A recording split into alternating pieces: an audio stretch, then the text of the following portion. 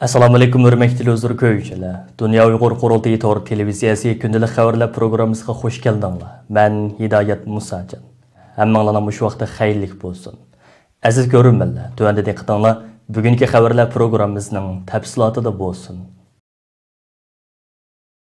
Dunyo Uyg'ur qurultiyini o'z ichiga olgan 200 ga yaqin xalqaro kishilik huquq tashkilotlari tomonidan qurib chiqilgan Olimpiyga qarshi komitetining chaqiriqi va tashkillashi bilan dunyoning har qaysi ellardagi Uyg'urlar, Tibetliklar va Hong Kongliklar 2022-yillik Beijing qishliq olimpikini boykot qilish uchun bir tutash holda keng ko'lamlik norozilik namoyishlari elib borgan dal 4-yanvar kuni Xitoy raisi Xi Jinpingning Xibey o'lkasidagi olimpik musobaqasi maydonlarini ko'zdan kechirishi har qaysi sohaning diqqatini qo'zg'adi. Bloomberg xabarlari Janubiy Xitoy sar pochtasi gazeti qatorliqlarning bu vaqtdagi xabarlarida aytilishicha, Xi Jinping har qaysi o'rinlardagi musobaqa nuqtalarini ko'zdan kechirganda tanharakatchilarga qishliq olimpik musobaqasida yangi natijalarni qo'lga keltirishinglarga tilakdoshman degandek so'zlarni qilgan. Analizchilarning qarashicha 2022-yillik Beijing qishliq olimpik musobaqasi dunyo vaziyatida Xitoyga qarshi kayfiyat avjiga chiqqan favqulodda bir vaqtga to'g'ri kelgan. Shunga Xi Jinpingning shaxsan o'zi 2022-yillik Beijing qishliq olimpik maydonini ko'zdan kechirib, xizmatchilarga madad berishiga ko'p xil omillar sabab bo'lgan. Analizchilarning qarashicha Xitoy raisi Xi Jinpingning shaxsan o'zining Beijing qishliq olimpik musobaqasi maydonini ko'zdan kechirishi Xi Jinpingning Xitoyda yuz bergan cho'ng ishlardan kichik ishlargacha o'zini namoyon qiladigan, dohiylik nopusini tiklashga urinadigan diktatorlik mohiyati va Xitoyda bag'ancha avjiga chiqqan Xitoy millatchiligining namoyon qilinishi ekan. Kuzatuvchilarning ta'kidlashicha, Xitoyda o'tkaziladigan 2022-yillik Beijing qishliq olimpik musobaqasini buncha ko'p davlatlarning birli vaqtida diplomatik boykot qilishiga sabab bo'lgan omillar Xitoydagi kishilik huquq tafsandichiligining eg'irlashishi. Bo'libmi eng muhimi navbatda yanada davomlashayotgan Uyg'urlarga qartilgan irqiy qirg'inchilik va majburiy emgak masalasiga bo'lgan qattiq ayiblash vaziyati ishkan. Ma'lum bo'lishicha, Xitoy raisi Xi Jinping Beijing qishliq olimpik musobaqa maydonini ko'zdan kechirgan 4-yanvar kunining o'zida Amerikaning oldingi navbatlik tashqi ishlar ministri Mike Pompeo apandi Twitter to'rida bayonot e'lon qilib, hozirdan hisoblaganda qishliq olimpikning Beijingda echilishiga yana bir oy bor. Hozir to'g'ri deb bilgan ishlarni qilganimizda Beijing qishliq olimpikini boykot qilishga kechikmagan bo'lamiz degan.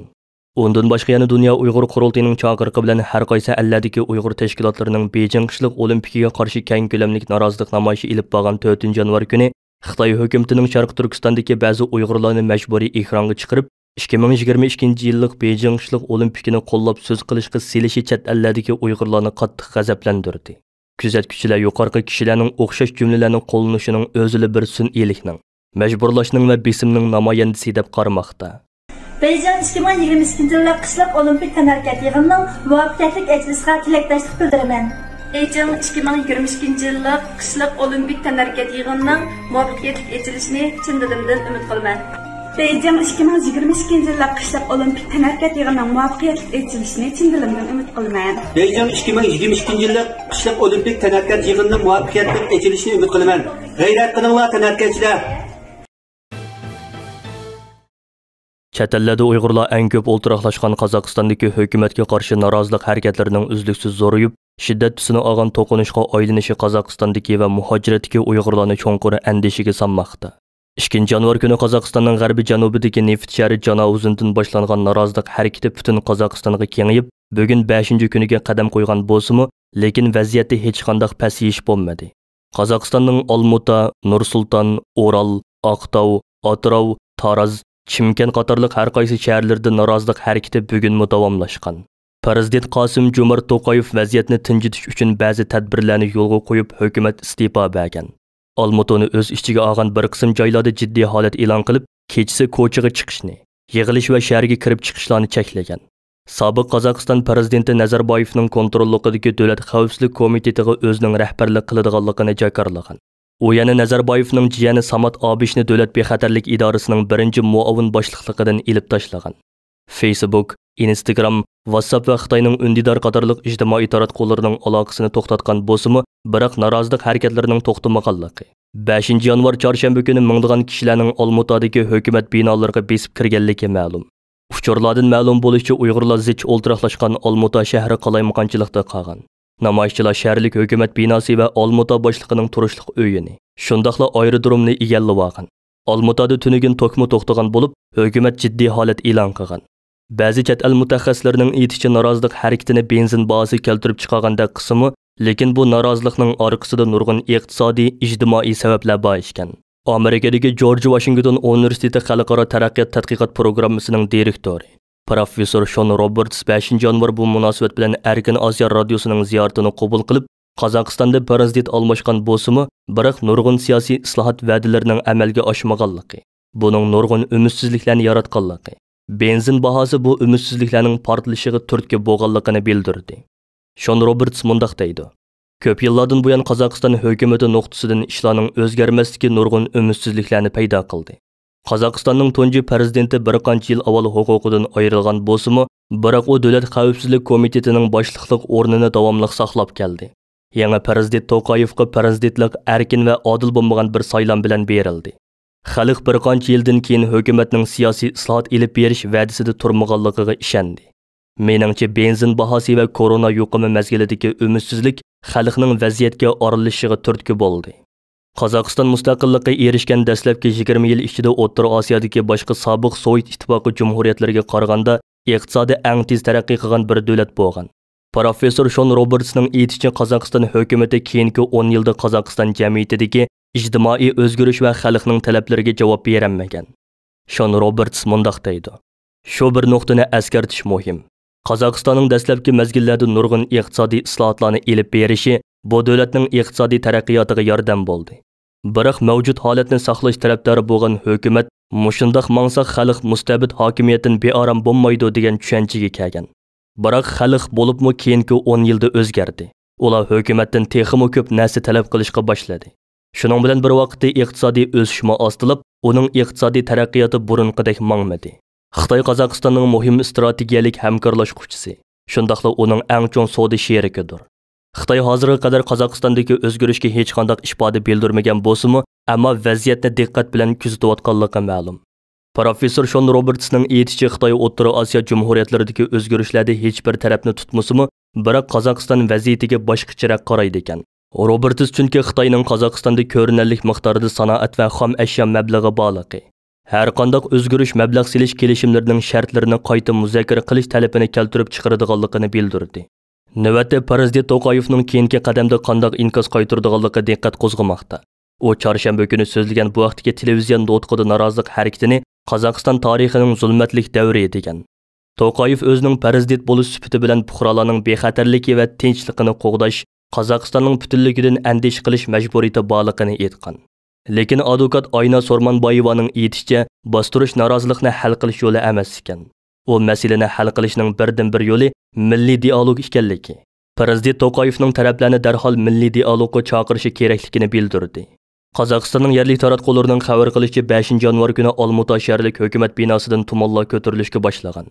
Shuning bilan bir vaqtda Nur Otan partiyasining Olmuta sho'basining binosi va sobiq prezidentning turishliq qo'nalg'usiga o't qo'yib berilgan. 2 yanvar kuni G'arbiy Janubiy Qozog'istonning Mang'istov viloyatidagi neft bazasi Janavzon shahrida benzin bahosining o'rlab ketishi sababli boshlanib, butun Qozog'istonga kengaygan bu norozilik harakati Qozog'iston 1991-yili sobiq Sovet ittifoqi tarqalib mustaqillikka erishgandan buyongi 30 yil mobaynida yuz bergan eng zo'r ko'lamlik norozilik harakati hisoblanadi. 5 yanvar kuni chet ellardagi Uyg'urlarning Qozog'istondagi qarindoshlari bilan bo'lgan aloqalari butunlay degidek uzilgan edi. 2022 yili 4 fevralda boshlanadigan Beijing qishliq olimpik musobaqasiga bir oy qolganda Germaniya hukumati o'zlarining yuqori darajalik amaldorlarining bu qitimliq musobaqaga bormaydiganligini, shundaqla Germaniya hukumatining Beijing olimpik musobaqasini boykot qilmaydiganligini e'lon qildi. Germaniyadagi kundalik aynak gazetining 5 yanvardagi xabarda aytilishicha, Germaniya bosh ministri Olaf Scholz hukumat xodimlarining Beijing qishliq olimpik musobaqasining ochilish marosimiga qatnashmaydiganligini bildirgan. Muxbirlarning musobaqani boykot qilish harakati to'g'risidagi savollarga qarata Scholz, biz Beijing olimpik musobaqasini boykot qilamiz demadik degan. Xabarda aytilishicha, bosh ministr Scholz navbatdagi Omikron yuqumidan andish qilish tufaylidan bu qarorni chiqargan ekan. Amerika hukumati Sharq Turkistondagi qirg'inchilik masalasi tufaylidan Beijing qishliq olimpik musobaqasini diplomatik boykot qiladiganligini e'lon qilgandan keyin bir qism g'arb davlatlari buningga ovoz qo'shgan edi. Ammo Yevropa ittifoqi bu vaqtda hozirgacha aniq qaror olmagan bo'lib, Fransiya, Avstriya qatorliq bir qism a'zo davlatlar hukumat amaldorlarining musobaqa ko'rishga bormaydiganligini, ammo buning Beijing olimpik musobaqasini boykot qilish emasligini ta'kidlab kelgan edi. Әмділікте Germaniya hökumətinin bu xil şəkildə olimpik müsabiqəsini boykot qilishi xalqarada muayyan diqqət qozğamoqda deyishgan. 4 yanvar kuni oldi bilan Dünya Uyğur Qurultayının uyushtirishi, Germaniyadagi Uyğur, Tibet, Hong Kong va Türk tashkilotlarining yaqindan moslashishida Berlinda zo'r ko'lamli yurish va birlashma namoyish o'tkazilib, Germaniya hökumətidən 2022 yillik Beijing qishliq olimpikini diplomatik boykot qilish haqida qaror ilish talab qilingan edi. 2021 yili dekabrda Xitoy hökuməti Amerika Xalqaro diniy erkinlik komitetining 4 nafar xodimiga jazo e'lon qilib, Amerika hökuməti buningdan ilgari e'lon qilgan embargo choralariga qaytarma zarba berishga uringan edi. 5 yanvar kuni Amerika Avam palatasining raisi Nancy Pelosi xonim bayonot e'lon qilib, Xitoy hökumətining bu xil jazolari hech qachon bizni qo'rqitolmaydi deb ko'rsatdi. Nancy Pelosi xonimning ishxonasi e'lon qilgan bayonotda Amerika Davlat Majlisining Xitoy hökuməti e'lon qilgan. Shundaqla Amerika Xalqaro diniy erkinlik komitetining a'zolarini nishon qilgan jazo tadbirlari keskin ayblandi. Shundaqla buning Amerika Davlat Majlisining bayonlari hamda Amerika prezidenti Joe Bidenning Uyg'ur majburiy emgakini cheklash qonuniga imzo qo'yishidan o'ch ilish harakati ekanligini ta'kidladi. Bayonotda Nancy Pelosi xonim aniq qilib, Xitoy hökumatining Uyg'urlar va boshqa musulmonlarni dafsanda qilishi aniqli qirg'inchilikdir. Ammo Xitoyning boshqalarni qo'rqitmoqchi bo'lishdek bu xil vositalari bizning bir tal mo'yimizni ta'virtanmaydi degan. Bayonotning oxirida Amerika hökumatining har qachon kishilik huquq sohasidagi avangardlar bilan bir safda turdiganligi, shundaqla Xitoy Kompartiyasining Sharq Turkistondagi dafsandichilik qilmishiga qarshi davomli kurash qiladiganligi alohida ta'kidlanadi. 4 yanvar seshanba kuni Markaziy Istanbuldagi Xalqaro munosabatlar akademiyasi, Xalqaro Sharq Turkiston tashkilotlar birligi, Islom va xalqaro munosabatlar tadqiqot markazi qatorliq organlarning birlikda uyushtirishi bilan Sharq Turkiston musulmonlari sistemalik irqiy qirg'inchilik degan temada muhokama yig'ini o'tkazildi. Yig'inga xalqaro munosabat, siyosat, Sharq Turkiston va Xitoy qatorliq sohalardagi tadqiqotchilar, mutaxassislar, siyosatchilar va axborotchilar bo'lib ko'p sonda kishi qatnashdi. Arab tilida o'tkazilgan bu ilmiy muhokama yig'inida Sharq Turkiston tarixi, jo'grafiyalik o'rni, geosiyosiy alohidaligi, Uyg'ur xalqining duch kelayotgan irqiy qirg'inchilikka dalil paketlik o'ttirg'i qo'yilgan. Muhokama yig'inida Arab islom dunyosining Sharq Turkiston masalasidagi pozitsiyalari va o'zgarayotgan dunyo siyosatlarida Sharq Turkiston da'vosining o'rni, Xitoy Arab davlatlari munosabati va Xitoyning Sharq Turkiston xalqiga yurgizayotgan irqiy qirg'inchiligining to'xtatilishi qatorliq temalarda tadqiqotchilar va mutaxassislar o'zlarining ilmiy maqolalarini taqdim qildi. Xalqaro Sharq Turkiston tashkilotlar birligi raisi Hidoyatullo O'g'izxon apandim yig'inda qilgan so'zida bu muhokama yig'inining Xitoy Sharq Turkistonda irqiy qirg'inchilik yurgizayotgan bir paytda o'tkazilganligini, Sharq Turkistonning ilgari mustaqil bir davlat ekanligini, Xitoy Sharq Turkistonni ishg'ol qilib olgandan buyon bostirish siyosatini davom qilayotganligini, bo'libmi yaqinqi yillardan buyon texmo chekidan eshib irqiy qirg'inchilik elib berayotganligini bayon qilib o'tdi. U yana Sharq Turkiston masalasini g'arb allari kun tartibga keltirgan bo'lsa-mu, islom dunyosining sukut qilayotganligini, islom dunyosining diniy qarindoshlik mas'uliyatini ado qilishini umid qiladiganligini ta'kidladi. Hurmatli ko'ruvchilar, yuqorida Dunyo Uyg'ur Qurultayi to'g'ri televiziyasi kundalik xabarlar programmasini diqqatingizga sundiq. Keyin qitimliq programmamiz ko'rishaylik. Ko'rishga omon bo'lgaysizlar. Xayr xo'sh.